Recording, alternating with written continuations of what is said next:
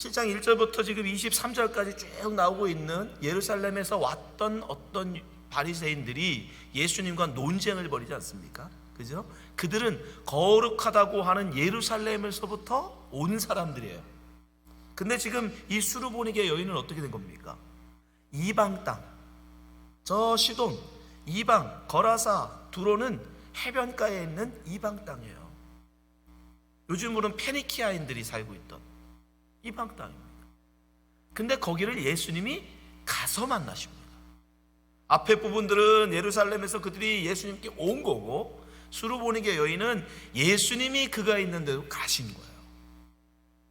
다르죠? 또한 그들은 앞에 1장부터 23절에 나온 사람들은 뭐예요? 유대인 남자들이에요. 그것도 바리새인들. 그 당시로는 종기적으로 존경받고, 저 사람들은 정말 하나님의 백성이야, 저 사람은 하나님이 기뻐하실 거야, 하나님이 좋아하실 거야 라고 말하는 사람들이었어요. 그러나 이방 여인, 이 여인은 어떻습니까? 이방인인데다가 여자예요. 그 당시에 이방인 여인들하고는 유대인 남자들은 말도 섞지 않았습니다. 우리 본문에도 나오지만 당시 이방 사람들을 유대인들은 어떻게 생각하냐면 사람으로도 안 봤어요. 그냥 개로 여겼어요. 그러니까 완전히 존경받고 사람들로부터 인정받는 유대인 남자와 당시 사람 취급도 받지 못했던 유대인 여자, 완전히 비교돼요. 근데 반전이 있죠. 유대에서 왔던 바리새인들, 예루살렘에서 왔던 그 바리새인들은 세상 사람들로부터는 존경받고 세상 사람들로부터는 인정받는데 예수님으로부터는 책망을 받아요. 율법 가지고 예수님한테 따졌거든요. 어떻게 예수님 계명을 안 지킵니까? 장로의 유전을 안 지킵니까? 어떻게 손도 안 씻고 밥을 먹습니까? 예수님이 오히려 그들을 책망하죠. 야, 겉으로 들어가는 게 사람 더럽게 하는 게 아니야, 이 속에서 나오는 게 사람 더럽게 하는 거야. 그들의 무지를 책망하십니다. 그러나 반면에 여인은 어떠세요? 오늘 본문의 여인, 내 믿음이, 우리 마가복음에는 안 나오는데요, 똑같은 얘기가 마태복음에 나오는데 마태복음에는 칭찬하세요. 내 믿음이 크도다. 여자요, 내 믿음이 크도다. 칭찬을 받아요. 누구는 책망받고 누구는 칭찬받는다.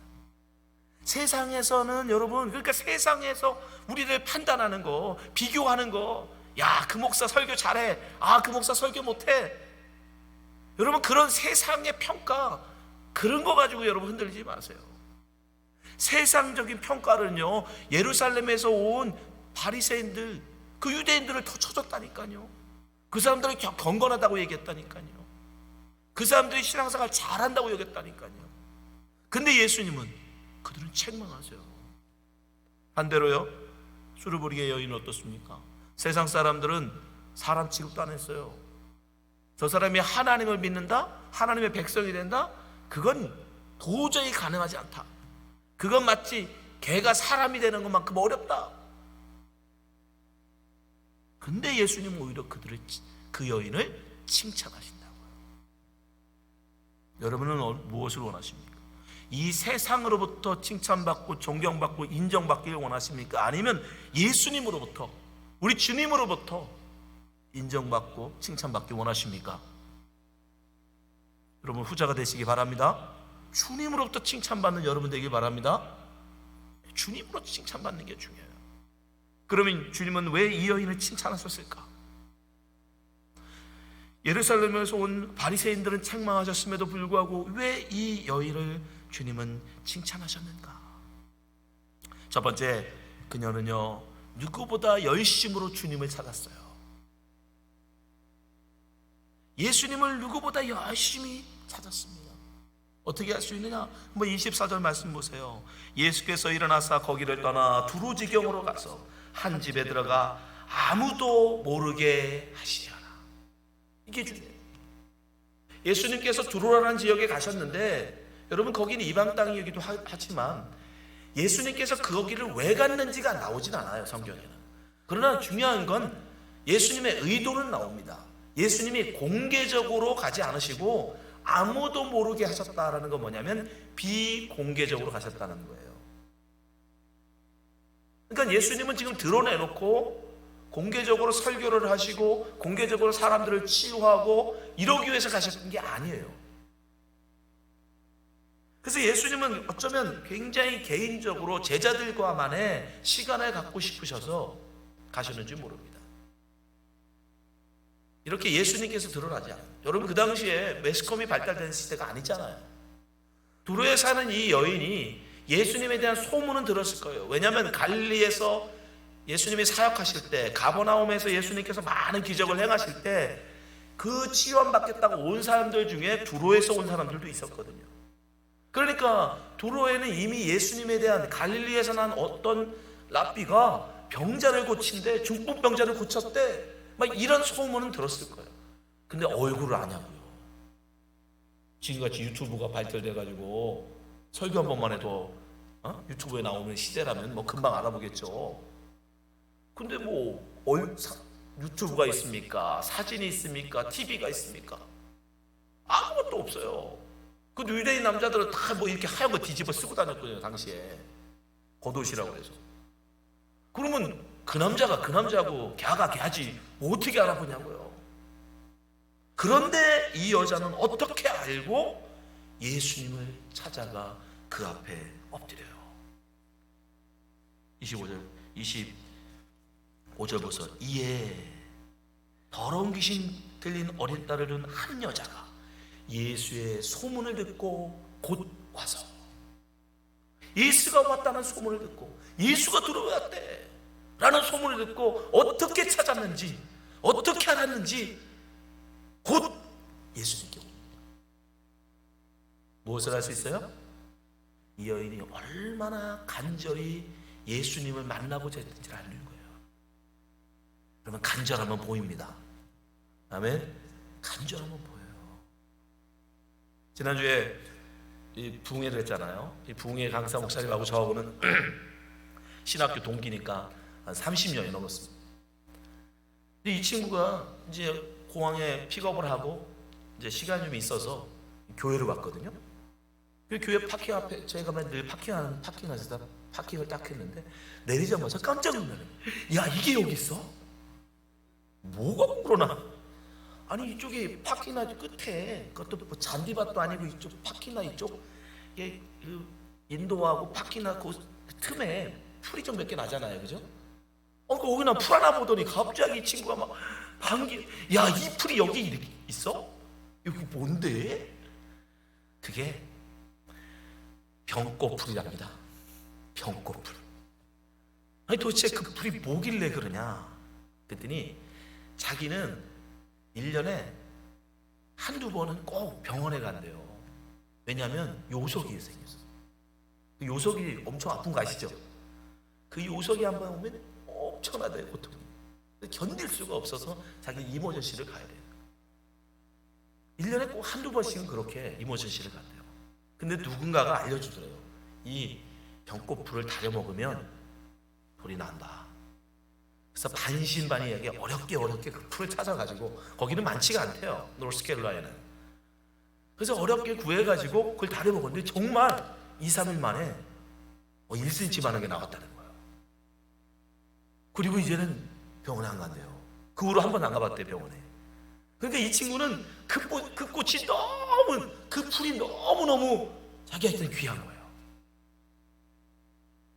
그래서 저게 뭐길래 그러나 했더니 저희 집에 티켓에 갔더니 잔디밭에 그냥 그 잔디보다 더 많더라고요. 저희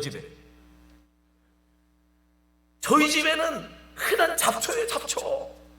저는 그거 아주 뽑기 싫어서 귀찮아.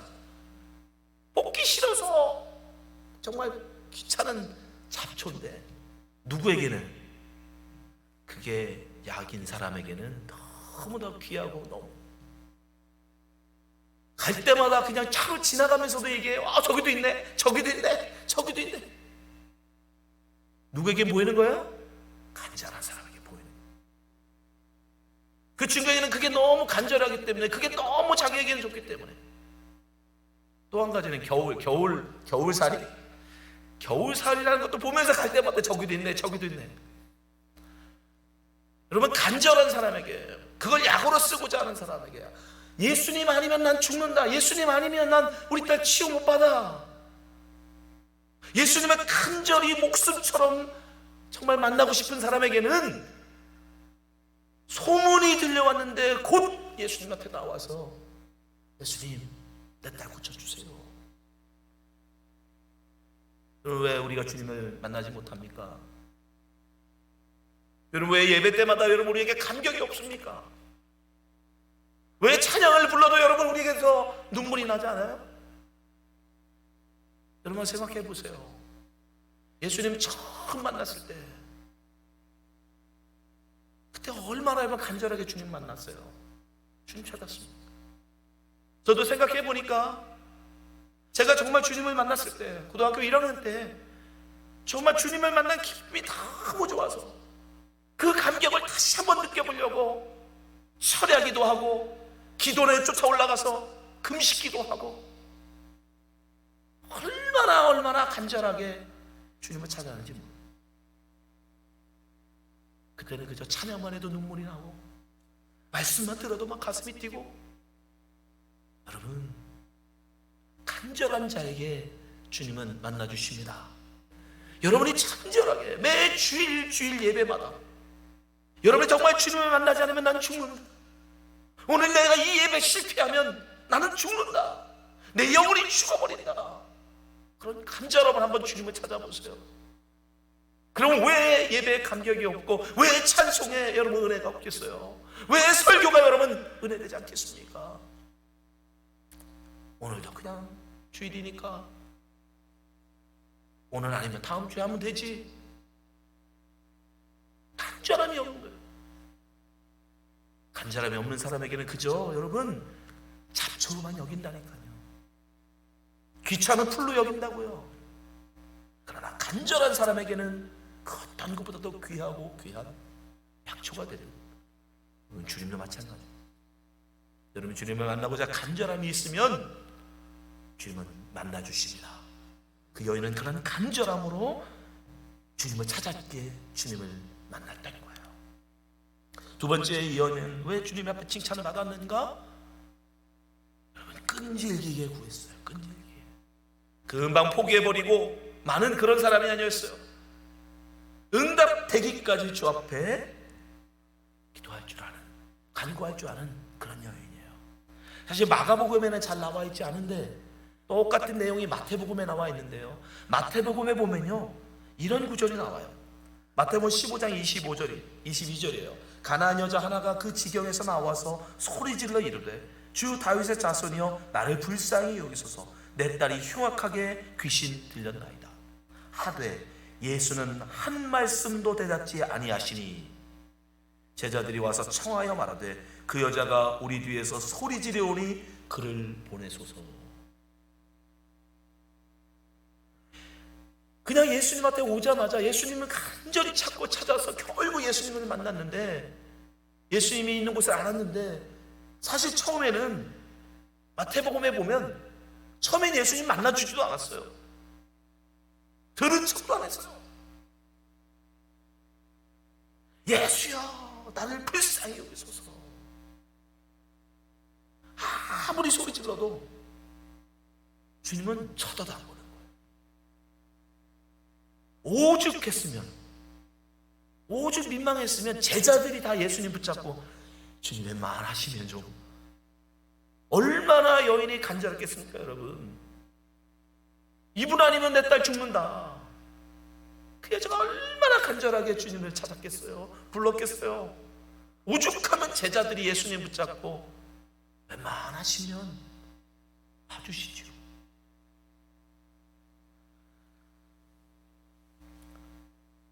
그렇게 제자들이 부탁을 하자 그제서 예수님이 그 여인을 만나줬던 거예요. 그 여인은요 거절당했다고, 나 무시한다. 왜 가나안 여인 이 여자가 몰랐겠습니까? 유대인 남자들이 이방 여인들 상대하지 않는 거 너무 잘 알죠. 그거 모르겠습니까? 그걸 알면서 불구하고 그분은 어떻게 한 거예요? 여자는 끝까지 응답받기까지 포기하지 않는다. 여러분은 얼마나 간절한 마음으로 주님을 만나고자 할 때 몇 번까지 해보셨어요? 제가 늘 말씀드리잖아요. 인디언들의 기우제는 100% 응답이라고. 왜요? 비가 올 때까지 하면 돼요. 비가 올 때까지. 비가 올 때까지 기우제를 드리면 그 기우제는 100% 응답이에요. 우리의 기도도 마찬가지예요. 우리의 간구도 마찬가지예요. 내가 원하는 대답이 아니랄지라도 응답 받기까지 우리는 주님 앞에 간구해야 됩니다. 기도해야 됩니다. 예수님께서도 누가복음 18장에 보면 말씀하세요. 항상 기도하고 낭망치 말아야 할 것을 저에게 비유하여 가라사대. 예수님이 이 비유를 하신 목적이 뭐냐? 항상 기도하고 낭망치 말라. 낭망이 뭐예요? 마음이 떨어지는 거. 낭망. 여러분, 낭망치 말라는 거예요. 주님은. 여러분, 기도에 응답받지 못하는 이유가 뭐냐? 우리가 낭망하기 때문에. 우리가 정말 이 정도 했으면 됐지, 이 정도 응답 안 하면 그만둬, 안 할 거야. 하나님 응답받기까지. 내게 내 부르짖음에 주님께서 돌이키셔서 나를 돌아보실 때까지. 성경에는 얼마나 많은 그런 이 비율이 나와요. 바디메오도 마찬가지였죠. 여리고에서 나가시는 예수님의 품을 듣고 소경 바디메오가 어떻게 해요? 예수여, 나를 불쌍히 여기소서. 근데 주님 또한 쳐다봐요. 하도 소리를 지르니까 거기는 제자들이 한 게 아니라 오히려 야단치죠. 야, 그만 좀 해라, 조용히 좀 해라. 근데 그때 어떻게 해요? 디메오가 더욱 소리질러 가로되. 낭망치 않으면 응답되는 겁니다. 아멘. 거기서 낭망해버리면, 거기서 포기해버리면, 거기서 에이 그래 그만둬. 그러나 포기하지 않고 여인처럼, 바디메오처럼 포기하지 않고 여러분 간구하면 하나님은, 주님은 반드시 응답하십니다. 왜 우리의 기도를 응답하지 않으시겠어요? 마지막으로 그녀는요, 겸손하게 구합니다. 겸손하게. 자기를 낮출 줄 알았어요. 우리가 너무도 잘하는 대사가 나오죠. 그렇게 어렵게 겨우겨우 주님 앞에 와서 구했더니 예수님이 뭐라고 대뜸하세요? 27절. 예수께서 이르시되 자녀로 먼저 배불리 먹게 할지니 자녀였다고 유치하여 개들에게 던짐이 마땅치 아니하니라.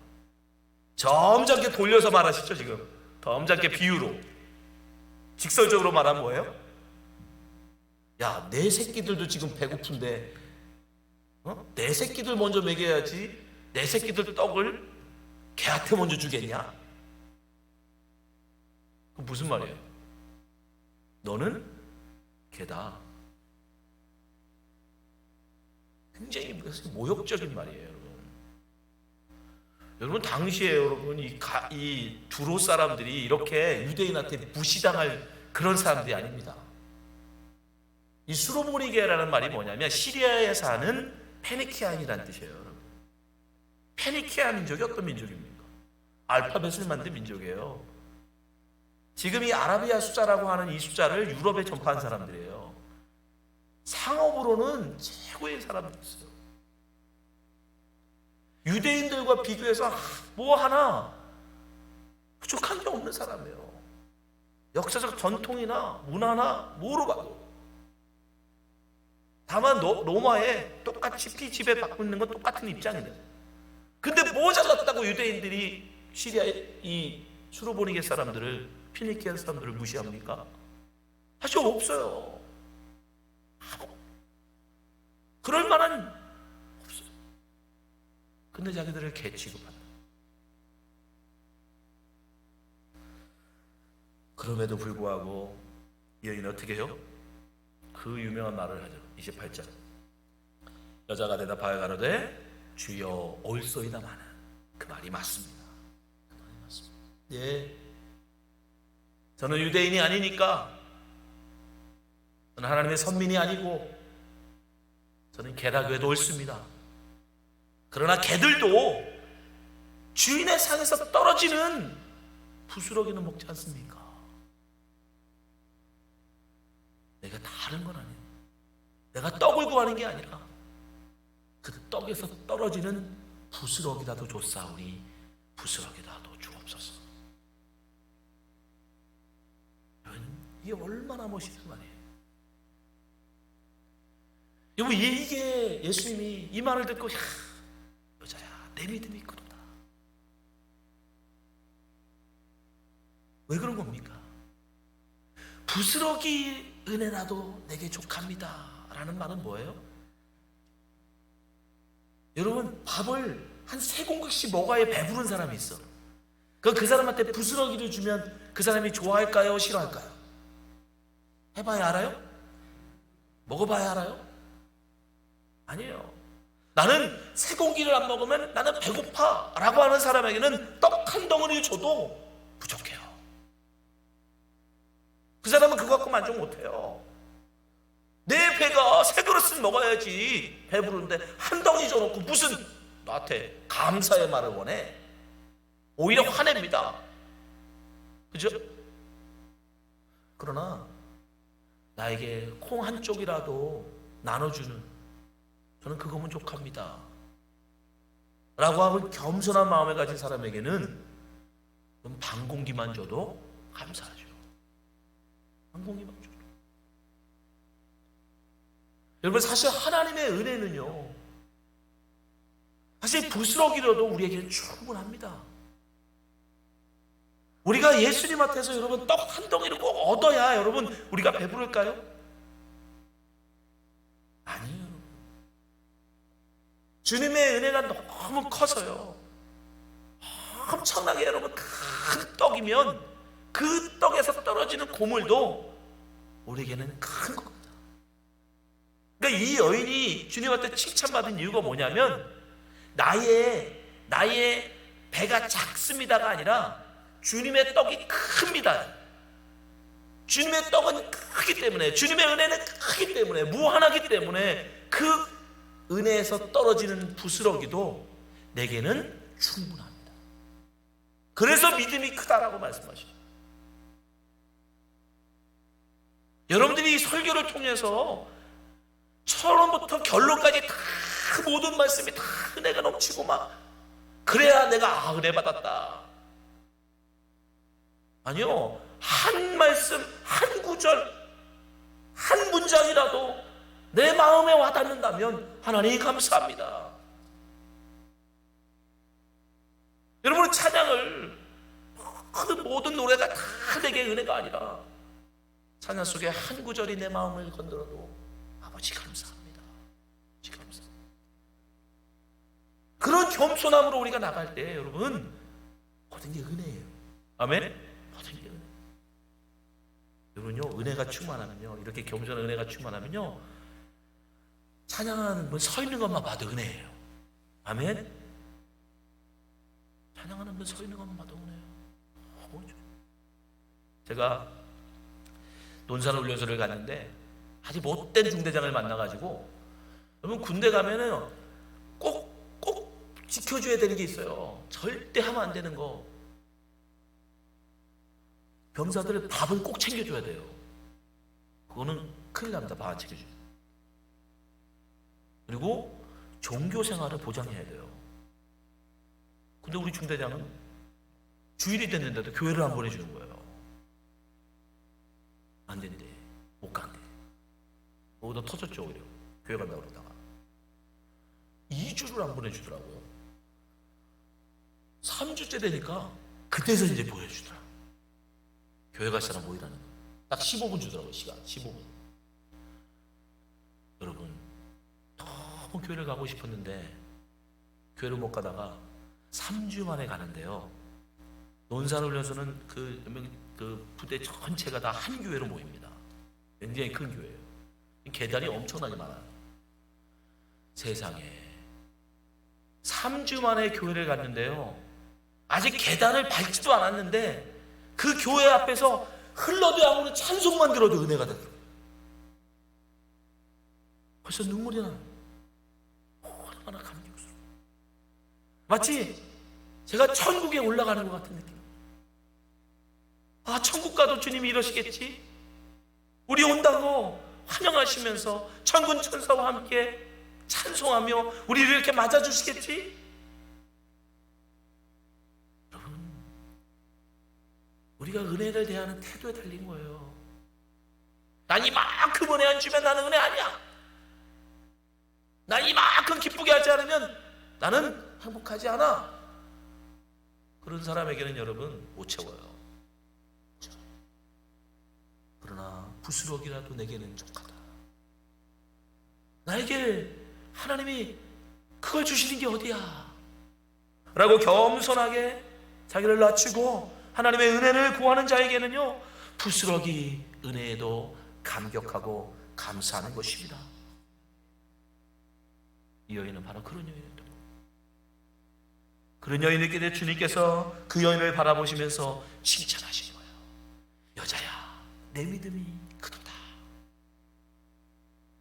그러면서 오늘 본문에도 보면 예수께서 가라사대 이 말을 하였으니 돌아가라. 여기 전제가예요. 이 말을 하였으니, 다른 말로 이 고백을 하였으니 부스럭이라도 먹나이다 라고 하는 이 말, 얘는 그 작은 은혜라도 저는 족한 자입니다 라고 하는. 여러분 오늘 어떻습니까? 오늘 예배 드리면서 여러분 어떤 은혜를 기대하고 오셨어요? 얼마나 큰 은혜를 기대하고 오셨어요?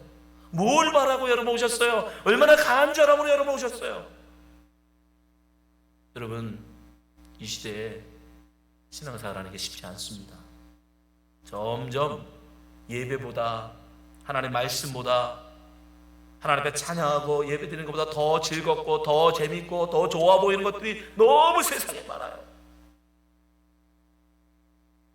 여러분, 그런 세상 것과 비교하지 마십시오. 하나님의 은혜가 아니면 우리는 죽습니다. 그런 간절함으로 주님을 찾으세요. 여러분, 주일 예배는 선택이 아니에요. 예배는 선택이 아니에요. 예배를 드려야 우리 영혼이 살아납니다. 이 어두운 세상에 여러분 무엇로 사시라고 그래요?